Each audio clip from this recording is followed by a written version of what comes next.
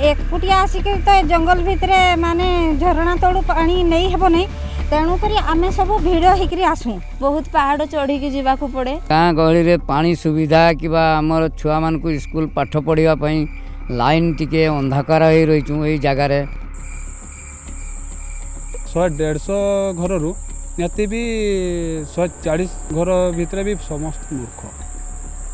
एबे भी शीत जाइनी एबे भी लोक माने सेकी होउछंती दूरिया जाऊँ से पाटमुंडा कुईडा सियाडे काम करछुं से तो बहुत दूर। हां चालिकिना जाऊँ ए गाँ रे कोड एमानक पई काम मिलिबनी एमानक पई कोन किछि सुविधा नाही।